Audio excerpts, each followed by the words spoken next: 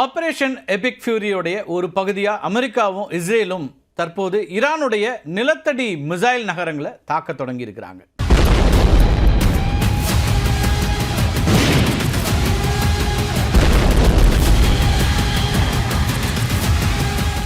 ஈரானுடைய இந்த மிசைல் நகரங்கள் இருக்கு இல்லையா, அந்த நாட்டினுடைய பாதுகாப்பு உத்திகளில் மிக முக்கியமான, அது மட்டும் இல்லாமல் ரகசியமான ஒரு அம்சமாக பார்க்கப்படுது. இதில் முக்கியமான ஒன்று கொராமாபாத் அப்படிங்கிற ஒரு இடம். இது லொரஸ்தான்கிற ஒரு மாகாணத்தில் இருக்கக்கூடிய ஒரு இடம். இதுதான் ஈரானுடைய மிகப்பெரிய நிலத்தடி ஏவுகணை தளம் அப்படின்னு கருதப்படுது.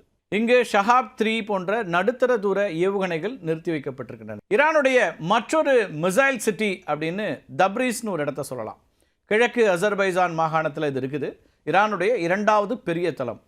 கொராமாபாத் போலவே இங்கும் மலைகளுக்கு அடியில் பிரம்மாண்டமான ஏவுகணை தளங்கள் இருக்கின்றன.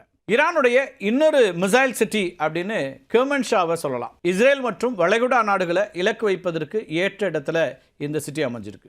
இங்கே பஞ்ச்பெலே அதே போல் கெனிஷ்ட் போன்ற தளங்கள் இருக்கின்றன. ஹார்முஸ் ஜலசந்தியை தாக்கக்கூடிய கப்பல் எதிர்ப்பு ஏவுகணைகளுடைய மையமாக இது இருக்கிறது. இங்கு அதிநவீன தொழில்நுட்பத்தை கொண்டு தயாரிக்கப்பட்ட ஏவுகணைகள் செங்குத்தாக தயார் நிலையில் வைக்கப்பட்டிருக்கின்றன.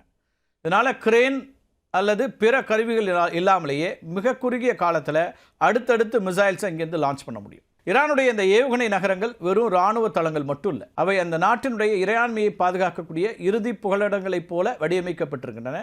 பல தசாப்தங்களாக ஆயிரக்கணக்கான அடி ஆழத்தில் மலைகளுக்கு அடியில் ரகசியமாக கட்டப்பட்ட இந்த நிலத்தடி கோட்டைகள் நவீன போர்க்கலையின் போக்கையே மாற்றி அமைத்திருக்கின்றன அப்படின்னு சொல்கிறாங்க வல்லுநர்கள்.